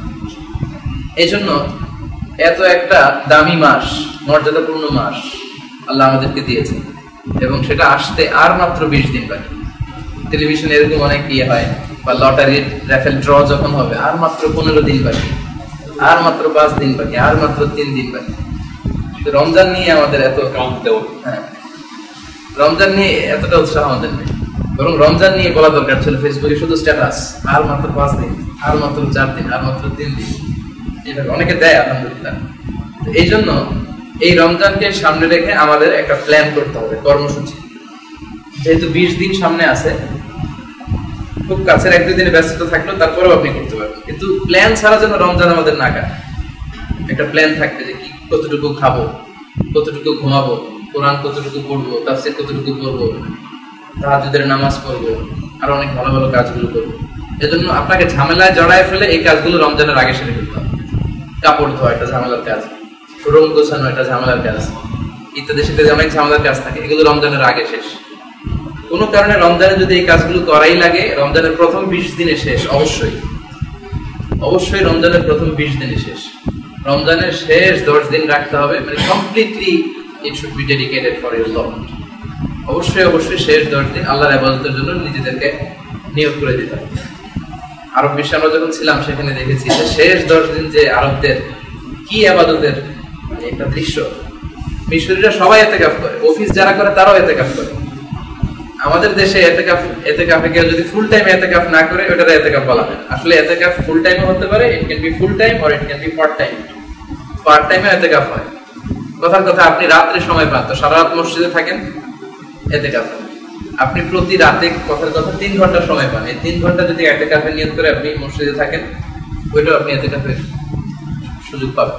এজন্য শেষ 10 দিন রাখতে হবে শুধুমাত্র ইবাদতের জন্য। বিশেষ করে শেষ 10 দিনের কোন দিনগুলো? বেজর রাত্রিগুলো 21, 23, 25, 27, 29। এই 5টা দিন কমপ্লিটলি ইবাদতের জন্য রাখতে হবে। এই দিনে যাতে কোনো ব্যস্ততা আপনাকে ব্যস্ত করে তুলতে না পারে। আর এখানে সেন্ট্রাল মস্কে আলহামদুলিল্লাহ এত সুন্দর পরিবেশ। কোনো ভাই যদি এখানে এতেকাফ নাও করেন, আপনাদের কাছে আমি খুবই বিনয়ের সাথে অনুরোধ করব, শেষ 10 দিন একটু সেন্ট্রাল মসজিদে ঘুরে আসবেন ইবাদতের জন্য, শুধু ঘুরে আসবেন। বিশেষ করে শেষ 10 দিনের 25, 26, 27, 28 ওই সময়গুলো রাত 1টায় হোক, 2টায় হোক, 3টায় হোক, 4টায় হোক, একটু শুধু ঘুরে আসবেন। আমার অনুরোধটা যেন আপনাদের খেয়াল থাকে, যাদের এতেকাফে বসার সুযোগ হবে না তাদেরকে অ্যাটলিস্ট ঘুরে আসার আমি অনুরোধ করতেছি। এই শেষ 10 দিনে যদি সেন্ট্রাল মস্কে যান, আপনি দেখবেন যে আল্লাহর প্রিয় বান্দারা কিভাবে তাদেরকে সমর্পণ করতেছে আল্লাহর ইবাদতের জন্য। কেউ দাঁড়িয়ে দাঁড়িয়ে দোয়া পাঠ করতেছে, কেউ তেলাওয়াত করতেছে, কেউ তাহাজ্জুদের নামাজ, মানে ডাইভার্স ন্যাশনালিটিস, পৃথিবীর সব দেশের লোকেরা এখানে আছে। কত লোকেরা যে কতভাবে ইবাদত করতে জানে, কিভাবে যে নিজেকে সমর্পণ করা যায় স্রষ্টার সামনে, সেটা আপনি দেখতে পাবেন। যদি শেষ 10 দিন এখানে যদি থাকেন, অবশ্যই আপনি সেন্ট্রাল মস্কে যাবেন। তো এই জন্য আমাদের একটা প্ল্যান থাকতে হবে, এবং এই প্ল্যানে আমাদের কি থাকা উচিত, কোন বিষয়গুলো প্রায়োরিটি দেওয়া উচিত, সেটা আমরা এখন বলবো। কাইফা নাকদি রমাদান। আচ্ছা, আমার সময় একটা মিনিট। এবার আমরা বলবো এই রমজানটা আমরা কিভাবে কাটাবো, আমাদের প্ল্যান প্রোগ্রামে কি থাকবে। অবশ্যই সর্বপ্রথম থাকতে হচ্ছে সালাত, 5 ওয়াক্ত নামাজ জামাতের সাথে আদায় করা। এই রমজানে একটা নফল অফার করলে একটা ফরজের সমান সওয়াব, একটা ফরজ অফার করলে 70টা ফরজের সমান সওয়াব। এত বড় সুযোগ তো আমাদের আসবে না। আর আমরা আগামী রমজান পাবো কোন গ্যারান্টি আছে? কোন গ্যারান্টি? যে কোনো সময় চলে যেতে পারে। এজন্য সামনে যে রমজান আসতেছে, এটাই আমাদের জন্য সবচেয়ে বড় মোক্ষম সুযোগ। আমাদের 5 ওয়াক্ত সালাত যেন জামাতের সাথে হয়, অন টাইমে জামাতের সাথে। 2 নম্বরে হচ্ছে সিয়াম। যেহেতু রমজান মাসে রোজা রাখা ফরজ, এই সিয়ামগুলো আমরা পালন করব যদি না অসুস্থ হয়ে না থাকি। এখানে কয়েকজন লোকদের জন্য ছাড় আছে, যেমন মারিদ, যারা অসুস্থ, তারা গুনে রাখবে কয়টা রোজা কাজা হলো, পরে কাজা করবে। অথবা মুসাফির, সফর যদি খুব কষ্টদায়ক হয়, গুনে রাখবে, পরে আদায় করবে। হায়ের অর্থাৎ মেনস্ট্রুয়েশনাল পিরিয়ড যাদের চলছে, মাসিক হচ্ছে মেয়েদের, তারা রোজা রাখতে পারবে না, তারা গুনে পরে রাখবে। আরেকটা হচ্ছে হারাম। হারাম মানে এমন বৃদ্ধ আর সুস্থ হবে এর কোনো সম্ভাবনাই নেই, সে ফি দিয়ে গরিবদেরকে টাকা দিয়ে। এরা ছাড়া সব ম্যাচিউর ছেলে মেয়ে, প্রাপ্তবয়স্কা ছেলে এবং মেয়েদের জন্য রোজা রাখা ফরজ। আচ্ছা, ফামান শাহিদা মিনকুমুশ শাহরা ফালিয়াসুমহু, যে এই যারা এই মাস পায় তারা যেন এই মাসে সিয়াম পালন করে, এটা ফরজ। ফালিয়াসুমহু দিয়ে এটাকে ফরজ করে দেওয়া হচ্ছে। তাহলে আমাদের প্ল্যানে সবচেয়ে প্রায়োরিটি পাবে কি? জামাতে সালাত। জামাতে সালাত হলে 27 গুণ সওয়াব। সালাতুল জামাআত তাফদুলু সালাতুল ফাজরি বি27 দারাজা। আর এখানে তো জামাতে সালাতের কোনো সমস্যা নাই। কোনো কারণে যদি দেরি করে আসেন, কাসেন গো করে একদম ইমাম বানাই ফেলবেন, সেও আপনার ইমাম, আপনি তার চলবে, কোনো সমস্যা নেই। 3 নম্বরে হচ্ছে তেলাওয়াতুল কোরআন। 1 খতম কোরআন পড়তেই হবে, এরকম একটা মানসিকতা এখন থেকে করে ফেলেন যে একটা খতম আমি দিব। এক্ষেত্রে যে টিপসটা আমি বলি সেটা হচ্ছে, কোরআন হচ্ছে 30 পারা, প্রত্যেক পারা 20 পৃষ্ঠা করে, আর প্রতিদিন আমরা 5 ওয়াক্ত নামাজ পড়ি। প্রত্যেক ওয়াক্ত নামাজের পরে যদি 4 পেজ করে আপনি পড়েন, তাহলে 4 পাঁচা 20, 20 পৃষ্ঠা হয়ে যায়। ধরেন ফজরের নামাজের পরে 4 পৃষ্ঠা পড়তে কি খুব বেশি কষ্ট হবে? যেহেতু অজু করাই থাকে, জোহরের নামাজ তো অজুর সাথেই করলেন, তারপরে 4 পৃষ্ঠা পড়ে ফেলেন, আসরের পরে 4 পৃষ্ঠা পড়ে ফেলেন। এভাবে 5 ওয়াক্ত নামাজে যদি আপনি 4 পেজ করে পড়েন, তাহলে 4 পাঁচা 20, 1 পারা হয়ে গেল। আর যারা খুব দ্রুত পড়তে পারেন, তার একদিনে 3-4 পারা করে পড়তে পারেন, তাদের কথা ভিন্ন। যাদের 1 খতম হয় না, কিভাবে করবো খুব চিন্তা থাকে, তাদের জন্য এই টিপস। প্রত্যেক নামাজের পরে কয় পৃষ্ঠা? 4 পৃষ্ঠা। তাহলে 5 ওয়াক্ত নামাজে 4 পৃষ্ঠা করে পড়লে 1 পারা হয়ে যায়। কোরআন তেলাওয়াতের ব্যাপারে অনেক কথা বলেছি, কারণ লাস্ট কিয়ামুল লাইলে আমাদের আলোচনাই ছিল অ্যাপ্রোচিং দ্য হোলি কোরআন, কিভাবে তেলাওয়াত করবেন, তেলাওয়াতের ফজিলত কি, খায়রুকুম মান তাআল্লামাল কুরআন ওয়া আল্লামা, নিজে শিখবে অন্যকে শেখাবে, এর ফজিলত। আমাদের প্রোডাক্টিভ রমাদানে পুরো মাস ব্যাপী আমরা কোরআন শিক্ষার আসর হয় সেখানে। আমাদের প্রথম পর্বটাই থেকে কোরআন শিখানো, যাদের কোরআন রিডিং করতে অসুবিধা, অর্থাৎ শুদ্ধভাবে কোরআন পড়তে জানেন না, বা যারা সূরা মুখস্থ করতে চান, সূরা মুখস্থকরণের প্ল্যানটা আমরা নিতে যাচ্ছি এই প্রোডাক্টিভ রমাদান থেকে, যেটা আগে ছিল না। কম্পিটিশন হতে পারে 3টা ভাগে, 10টা করে 30টা সূরা। সেজন্য অবশ্যই আপনার প্রোডাক্টিভ রমাদানে অংশগ্রহণ করুন, বিশেষ করে যাদের কোরআন পড়াতে সমস্যা। আমরা ওসমানের সূরাতে শুরু করেছিলাম, কিন্তু এটা 7 দিন পর পর, এই শনিবারে যা শেখালো শায়েখ, ওই নিয়মটা হয়তো 7 দিনে আমি ভুলে যাচ্ছি, আবার 7 দিন পরে আরেকটু শুনবো। তো রমজানে যে সুযোগটা 30 দিন ইন্টেনসিভ ট্রেনিং করবেন, যদি প্রথম দিন থেকে অ্যাক্টিভ থাকেন তাহলে আলহামদুলিল্লাহ আপনি সহিষ্ণুভাবে কোরআন শিখতে পারবেন। যাদের সমস্যাটা আছে আসবেন, আপনারা জানেন যাদের সমস্যা আছে তাদেরকে আপনারা ইনভাইট করবেন। 3টা গেল। 4 নাম্বার হচ্ছে সালাতুত তারাবিহ। তারাবির নামাজ অ্যাটেন্ড করতে হবে। 8 রাকাত 20 রাকাত নিয়ে মারামারি করা যাবে। যাদের সুযোগ হয় 20 রাকাত করবেন, সুযোগ না হলে কমপক্ষে 8 রাকাত 10 রাকাত 12 রাকাত করবেন। মারামারি দরকার নেই, 8 রাকাত না 20 রাকাত, এটা খুবই খারাপ। আল খিলাফ উশাব, খেলাফ করা, একতলাফ করা খুবই খারাপ। বিশ্বনবী সাল্লাল্লাহু আলাইহি ওয়াসাল্লামের জামানায় উনি রাতের নামাজ রমজানে হোক রমজানের বাইরে হোক সবসময় 8 রাকাতই পড়তেন। পরবর্তীতে উমরে ফারুকের জামানায় খুব সম্ভবত উবাই ইবনে কাবের নেতৃত্বে দেখলেন যে লোকেরা খুব বেশি পড়তে আরম্ভ করছে, মসজিদে বিচ্ছিন্ন হয়। কয়েকজন ইমামের পেছনে উনি করে দিলেন 20 রাকাত করে দিয়ে যাওয়ার সময় বললেন, নি'মাল বিদআতু হাযিহি, কত সুন্দর একটা বেদাত চালু করে দিলেন। তো ওনাদের আসলে বেদাত চালু করার অথরিটি ছিল। সাহাবারা কোনো বিষয়ে ডিসিশন নিলে ওইটা ইজমা হয়ে যায়, ইজমার গুরুত্ব রাখে, তো সেটা মানা উচিত আমাদের। আর যদি কারো সমস্যা থাকে যে না 20 রাকাত অনেক কষ্ট হয়ে যায়, 8 রাকাত পড়তে পারেন, সমস্যা নেই। তবে there is no rushing in salah, নামাজে কোনো তাড়াহুড়ো নেই। আমাদের একটা সালাতের ওয়ার্কশপ আছে, যে ওয়ার্কশপের মূল কথা হচ্ছে নামাজে কোনো তাড়াহুড়ো নেই। আমাদের দেশে যে সমস্যাটা হয়, 20 রাকাতের পক্ষে মারাত্মক, আবার ট্রেনটাও হার মানায়, রেলগাড়ির পিছনে পড়ে যাবে ওনাদের তারাবির নামাজের সামনে, আবার 20 রাকাত পড়তেই হবে। 20 রাকাতেরও খুব আশেক, আবার তাড়াতাড়ি করারও আশেক, এটা করা যাবে। তাড়াহুড়ো করে নামাজ পড়া যাবে। রুকু সেজদায় সময় নিতে হবে, রুকু থেকে সোজা হয়ে দাঁড়াতে হবে, 2 সেজদার মাঝখানে সোজা হয়ে বসতে হবে, তা না হলে আপনার নামাজই হবে না। কিন্তু আমাদের দেশে এই সমস্যাটা হচ্ছে, কোরআন শরীফ খুব তাড়াতাড়ি করে পড়ে অর্থ বোঝা যায় না। বরং নিয়ম হচ্ছে আযাবের আয়াতগুলো একটু কান্নার ভাব নিয়ে পড়া, জান্নাতের আয়াতগুলো একটু সাবলীল কণ্ঠে খুবই আনন্দ চিত্তে পড়া, যেটা আরো বেশি হয়। কান্নার আযাবের আয়াতগুলো যখন আসে তারা কাঁদতে শুরু করে, জান্নাতের আয়াতগুলো খুবই সাবলীল কণ্ঠে তেলাওয়াত করে, কিন্তু এটা আমাদের দেশে নেই। এই জন্য 8 রাকাত 12 রাকাত এটাতে কোনো সমস্যা নেই, যার যতটুকু সুযোগ। 20 রাকাত পড়াটাই ভালো, তাদের সুযোগে 20 রাকাত করবে। যেহেতু এটা হচ্ছে রিওয়ার্ড কামায় নেওয়ার মাস, এই মাসে যত পড়া যায়। যেমন ব্যবসার একটা মৌসুম থাকে, যারা ব্যবসা করে তারা কি কখনো বলবে যে রমজানের আগে দোকান না খুললে কি কোনো সমস্যা আছে? এই কথাও কি কারো জিজ্ঞেস করতে আসবে? কিন্তু পাগলের মতো দোকান খুলবে, সারা বছরের অন্যান্য সময় দোকান বন্ধ রাখলেও ঈদের আগে দিয়ে সে কখনোই দোকান বন্ধ রাখে, কারণ ওইটা ব্যবসায়ের মৌসুম। ইবাদতের স্পেশাল মৌসুম হচ্ছে রমাদান, তো যত বেশি ইবাদত করে নেওয়া। তাহলে সালাতুত তারাবিহ আমরা করি, বিশ্রামের নামাজ সালাতুত তারাবিহ। আমাদের দেশে তারাবিহ নামকরণ করা হয়, কিন্তু আসলে বিশ্রাম নেওয়া হয়। আমাদের দেশে নাম দেওয়া দরকার কি দেওয়া যায়? সালাতুত তাসাঈব বলা যায়, সালাতুস সুউবা বলা যায়, মানে কষ্টের নামাজ। হ্যাঁ, কোনো রিল্যাক্স হয়। মিশরে সবচেয়ে সুন্দর যে মসজিদ রহমান রাহিম, শাইখনা দেখে আসেন না জহির ভাই, হইতেছিল তখন। এটা পাশেই, বৌসের পাশেই তোশিবা কোম্পানির মালিক করে দিচ্ছে। বর্তমানে এটা মিশরের সবচেয়ে সুন্দর মসজিদ, খুবই চমৎকার পরিবেশ। আমরা ইফতারি করেই সেখানে চলে যেতাম। ঢুকার সময় আমাদেরকে এরকম একটা করে মিনারেল ওয়াটার বোতল দিত, আর একটা খেজুরের ছোট্ট বক্স দিত। এটা দিত কেন? কারণ সালাতুত তারাবিহ বিশ্রামের নামাজ, 4 রাকাতের পরে বিশ্রাম নিতে হবে না। বিশ্রামের সময় যদি চা, কফি, খেজুর এগুলো না থাকে, ওখানে শায়েখ 8 রাকাত করতেন। কিন্তু আমাদের হোস্টেলে 20 রাকাত, জামে আজহারের জামে মসজিদে 20 রাকাত, 4 রাকাত পর কারি চেঞ্জ হতো, বলতো আল-নাকরা আলা কিরাআতি ওয়ার্শের কেরাতে পড়বো, হামজার কুলবুলের কেরাতে পড়বো, কেরাত চেঞ্জ করে পড়বো। কিন্তু ওই মসজিদে 8 রাকাত পড়া হতো, তো খুবই লম্বা সময় নেই। সেই 8 রাকাত আমাদের দেশের 40 রাকাতের সময়। আমাদের দেশে 20 রাকাত করতে যতটুকু সময় লাগে তার চেয়ে অনেক বেশি সময় নিয়ে তিনি 8 রাকাত পড়েন। ভরাট গলা, অন্ধ একজন শায়েখ। সোমালিয়ার জন্য, সোমালিয়াতে তখন দুর্ভিক্ষ, উনি টাকা তুলতেছেন, কালেকশন করতেছেন, তো উনি অন্ধ।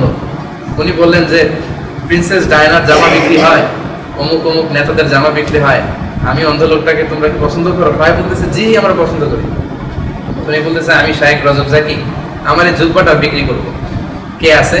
মানে ওই টাকাটা ইয়ের জন্য, হ্যাঁ ফান্ড রেজ করা হচ্ছে সোমালিয়ার জন্য। ওনার জুব্বাটা এক লোক দ্বারা বলতেছে আমি 1 মিলিয়ন পাউন্ড দিয়ে কিনলাম। উনি বলতেছে লোকটারে আমার কাছে একটু নিয়ে আয়, আমি তো দেখবো না তারে, আমি একটু ধরে দেখি। এরকম কেটে কেটে বলতেছে। তো সেও খুব মুখলেস লোক ছিল, সে বলতেছে না আমি যাবো না। তো সবাই বলতেছে যে শায়েখ আপনার একটু ধরে দেখতে চায়। তো নিয়ে আসা হলো, শেষ পর্যন্ত তার জড়ায় ধরে উনি কাঁদলেন। উনি বলতেছে আজকে তোরে ধরে দেখলাম, জান্নাতে তোরে আমি দেখবো। এরপরে হচ্ছে সালাতুত তাহাজ্জুদ, তাহাজ্জুদের নামাজ। এটা আল্লাহর কাছে অনেক প্রিয়। প্রচন্ড ঘুমকে স্যাক্রিফাইস করে যে নামাজটা অফার করা হয় এটাকে বলে সালাতুত তাহাজ্জুদ। কি বলে? আরবিতে ঘুমের আলাদা আলাদা আরবি আছে। ঘুমের প্রথম যে স্তর একটু ড্রোজি ফিলিং হয়, এটাকে বলে নুআস। কি বলে? নুআস। একটু এরকম হচ্ছে আর গাড়ি চলতে গেলে এরকম যে ঝুমনি আসে, এটা হচ্ছে নুআস। নুআস শব্দটা কোরআনে আছে। দ্বিতীয় স্তরের নাম হচ্ছে সিনা। সিনা মানে হচ্ছে শর্ট ন্যাপ বা লাইট স্লিপ, ছোট্ট ঘুম। পাওয়ার ন্যাপ দেয় না অনেকে, ছোট্ট ঘুম দেয়, বা হালকা হালকা ঘুম আসছে কিন্তু মন্দার ভাই কি বলতেছে আমি শুনতেছি, এরকম একটা ঘুম আসে না, এইটার বলে সিনা। 3 নাম্বার স্তর হচ্ছে নাউম। নাউম মানে স্বাভাবিক ঘুম। একজন মানুষ ঘুমিয়ে গেলে আর কিছু দিন দুনিয়ার খেয়াল নেই, সে ঘুমিয়ে গেছে। এই দুইটা সিনা আর নাউম একই জায়গায় আছে। লা তাখুযুহু সিনাতু ওয়ালা নাউম। আল্লাহকে স্লাম্বারও পায় না, আল্লাহকে ঘুমও পায় না। 3টা গেল, নুআস, সিনা, নাউম। এরপরের যে ঘুমের লেভেলটা ওইটাকে আরবিতে বলে হুজুদ। কি বলে? হুজুদ। হুজুদ সাধারণত রাতকে 4 ভাগ করলে চতুর্থ ভাগে যে ঘুমটা আসে, খালি কম্বল টাইনা টাইনা গায়ে নিতে মনে চায় শীতকালে, কেউ সরাই দিলে দেখবেন ঘুমের মধ্যে টানতেছে, মানে এত ভালো লাগতেছে ঘুমটা, প্রচন্ড ঘুম। তখন হয়তো তাকে ডাকলেও সে শুনতেছে না, অনেকবার ডাকলে তাকে ধাক্কা না মারলে সে উঠতেছে না। ওই যে প্রচন্ড ঘুমটা শেষ রাতের, ওই ঘুমটাকে আরবিতে কি বলে? হুজুদ। এই হুজুদের ঘুমকে স্যাক্রিফাইস করে যে সালাত অফার করা হয়, এই সালাতকে বলে সালাতুল হুজুদ বা সালাতুত তাহাজ্জুদ। তাহাজ্জুদ আর হুজুদ একই কথা, হুজুদের নামাজ বা তাহাজ্জুদের নামাজ। এজন্য আল্লাহ তাআলার কাছে এই হুজুদের সালাতটা অনেক প্রিয় বা তাহাজ্জুদের সালাতটা অনেক প্রিয়। অন্যান্য সময় আমাদের এই সুযোগটা কম হয়। এর কারণ হচ্ছে মাঝরাতে আবার কে উঠবে ঘুম থেকে তাহাজ্জুদের জন্য? কিন্তু রমজান তো সাহারির জন্য উঠতেই হয়, 4:30টার দিকে উঠতেই হবে আমাকে সাহারি খাওয়ার জন্য। একটু যদি ওযু করে রবের সামনে হাজিরা দেওয়া যায়, এর চেয়ে সুন্দর সুযোগ আর হয়। এজন্য চেষ্টা করবেন যে রমজানের জন্য তাহাজ্জুদ মিস না হয়। যেহেতু আমি সাহারি খাওয়ার জন্য উঠতেছি, সো ওযু করে আমরা 2 রাকাত 4 রাকাত তাহাজ্জুদ করে যেন আল্লাহর কাছে কিছু চাই, ইনশাআল্লাহ বলে সবাই। এরপরে ওই যে একটা লম্বা হাদিসের কথা বলছি, সেখানে 2টা স্পেশালি জিকিরের কথা আছে। সব জিকিরগুলো করবেন, স্পেশালি আছে লা ইলাহা ইল্লাল্লাহ আর আস্তাগফিরুল্লাহ। লা ইলাহা ইল্লাল্লাহ আর আস্তাগফিরুল্লাহ, এই 2টা জিকির রমজানে বেশি বেশি করার ব্যাপারে প্রেসক্রাইব করা হয়েছে। আরেকটা দোয়া বিশ্বনবী করতে বলেছেন, সেটা হচ্ছে আল্লাহুম্মা ইন্না নাসআলুকাল জান্নাতা ওয়া নাউযু বিকা মিনান নার।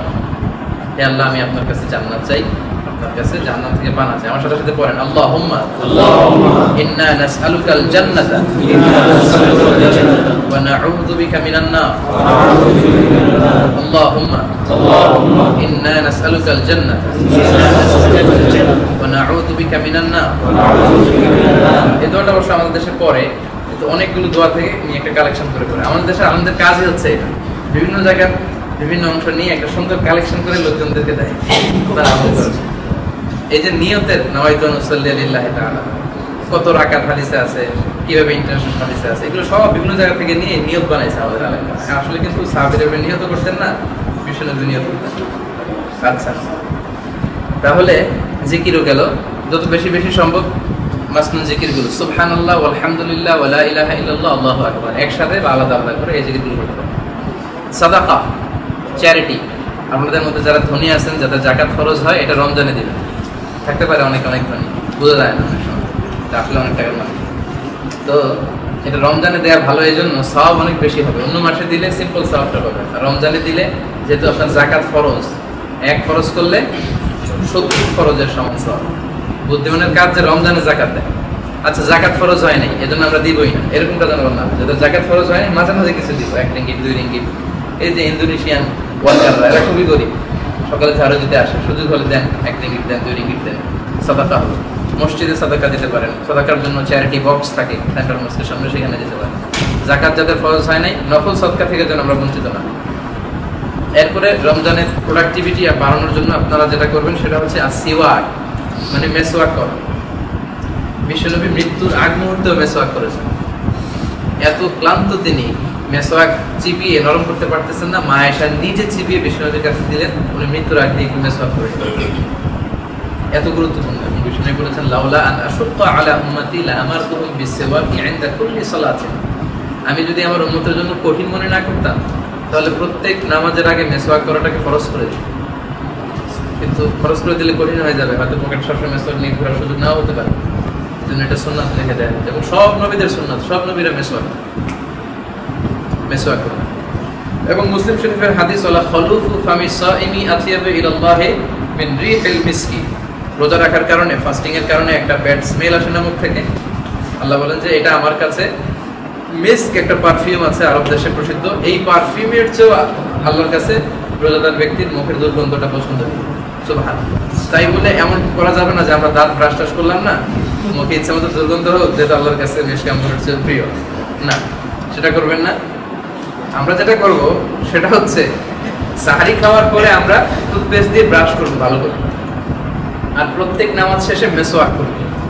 এত কিছু করার পরেও যেহেতু ফাস্টিং, সারাদিন তো পানি পড়তেছে না, মুখ শুকনা, গলা শুকনা, ফাস্টিং এর কারণে একটা দুর্গন্ধ এমনি আসে, ওইটা আল্লাহর কাছে প্রিয়। সারাদিন এমনি ব্রাশ টাশ না করে দুর্গন্ধ, ওইটা কিন্তু প্রিয় না, মিস ইন্টারপ্রেট করা যাবে। এরপরে সাহুর খাবো, সাহুর সেহরি যেটা আমরা বলি বাংলাদেশে। অনেকের একটা ইয়ে আছে, মানে ঘুমের কারণে সাহারি মিস করে বলে যে ফজরের আগে আমার ডাকবা, রুমমেটরা বলতেছে এর আগে ডাকবা না, ওটা আমি ফজর করবো কিন্তু সাহারি খাবো, এটা করা যাবে। বিষ্ণু বলেছেন তাসাহারু ফাইন্না ফি সাহুরি বারাকা, তোমরা সাহারি খাও, কারণ আল্লাহ সাহারির ভেতর বরকত ঢুকিয়ে দিয়েছে।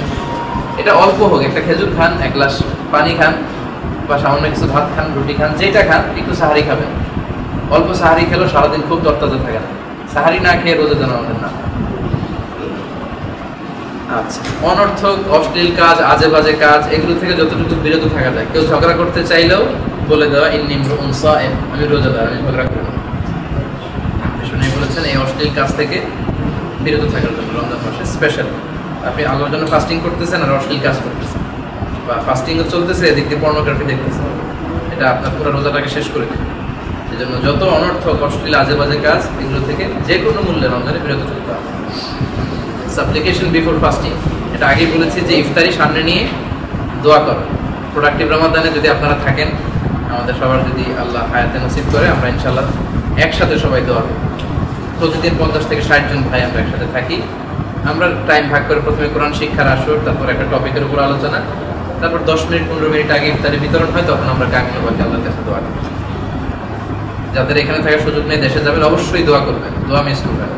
দোয়াতে শুধু লাভ আল্লাহ, হয় দোয়াটা আল্লাহ এখনই কবুল করে ফেলবে, যেটা চাইলেন পাইলেন, অথবা আল্লাহ ওইটা দ্বারা আপনার কোনো গুনাহ মাফ করে দিবে, অথবা ওইটার কারণে জান্নাতে এর চেয়ে দামি একটা জিনিস রেখে দিয়েছেন, যেটা আপনি পাবেন হেয়ার আফটার। সো দোয়া করলে কোনো লস নাই, শুধু লাভ আল্লাহ।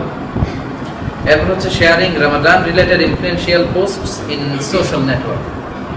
ফেসবুকিং করা লাগে আমাদের, এজন্য ফেসবুকে যত বেশি ভালো ভালো স্ট্যাটাস শেয়ার করা যায়, পোস্টগুলো দেওয়া যায়।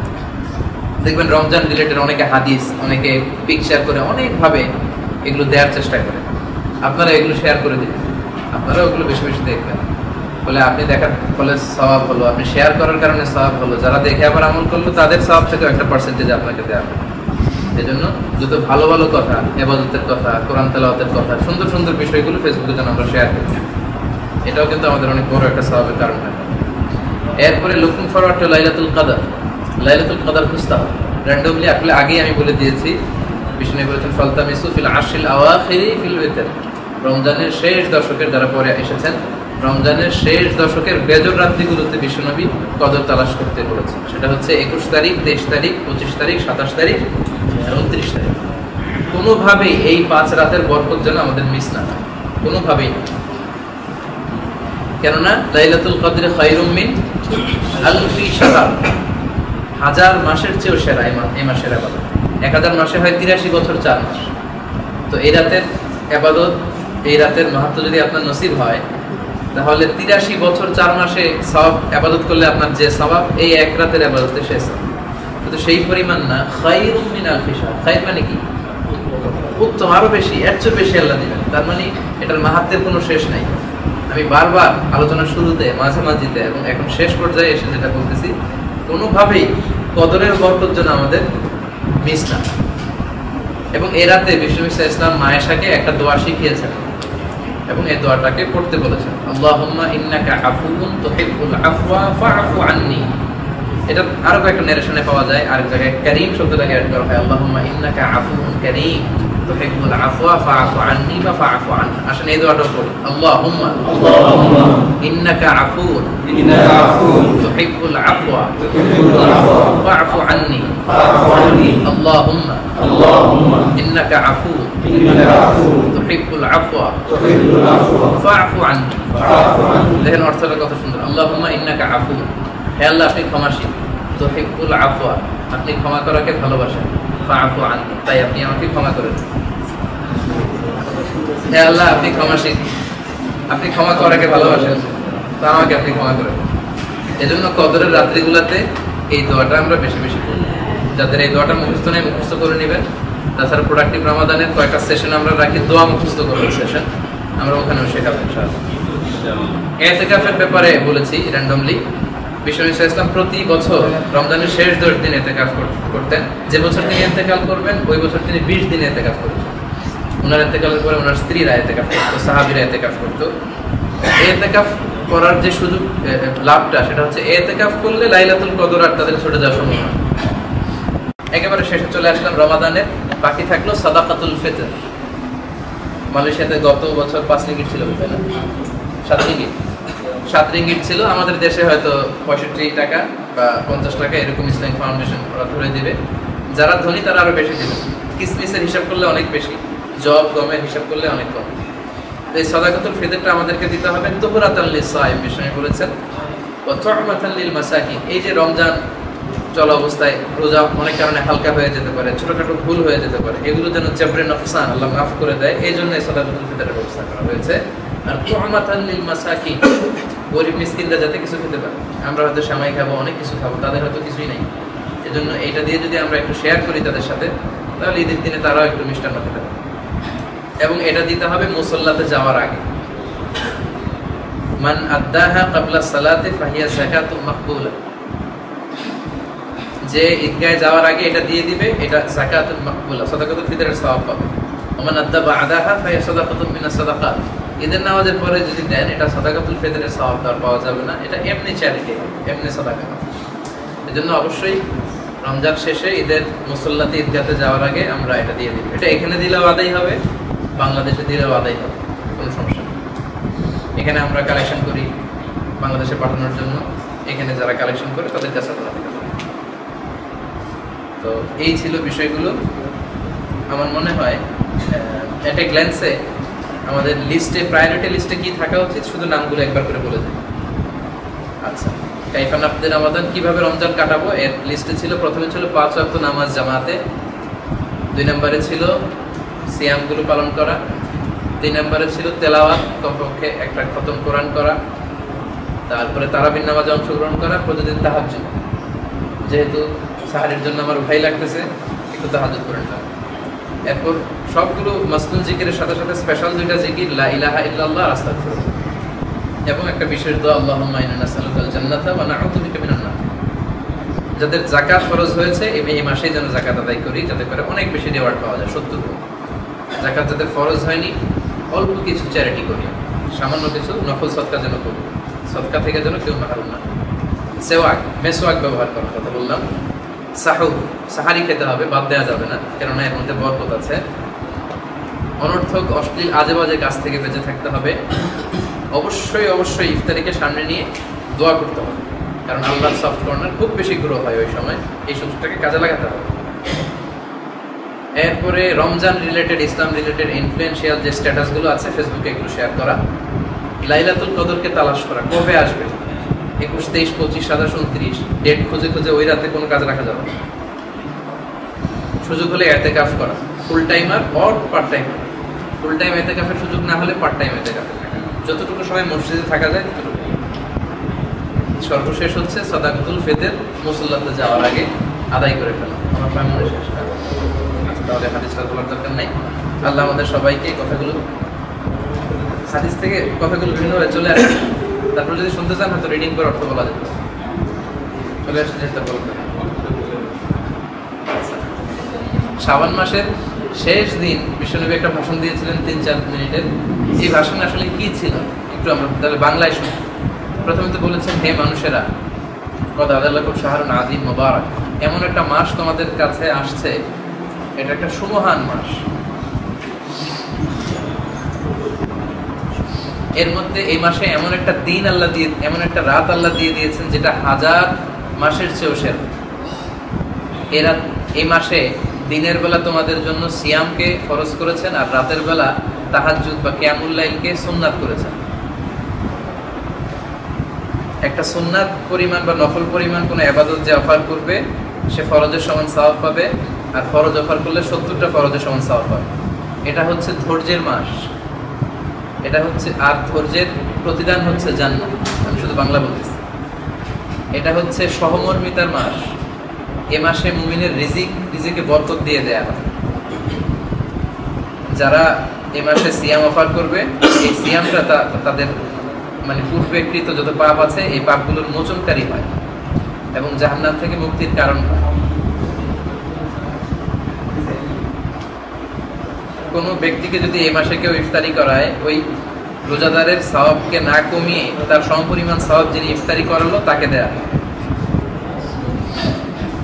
এক সাহাবা বললেন, আমরা তো অল্প জিনিস খাই, ছোট্ট এক ঢোক পানি খেজুর দিয়ে যদি ইফতারি করাই তাতেও কি সওয়াব পাওয়া যায়? বিশ্বনবী বললেন, এক ঢোক পানি একটা খেজুর দিয়ে করানো সে পরিমাণ সওয়াব পাওয়া যায়।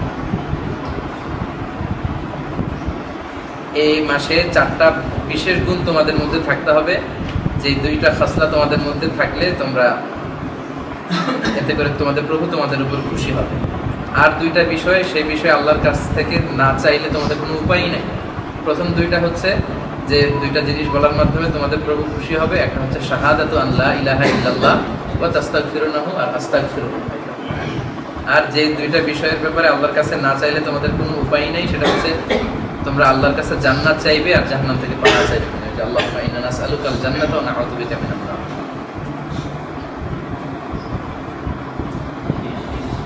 যারা রমজান মাসে রোজাদারদেরকে পানি পান করাবে, তাদেরকে আল্লাহ আমার হাউস থেকে এমন পানি পান করাবে যে পানি পানের পরে তার আর কোনো তৃষ্ণা থাকবে না।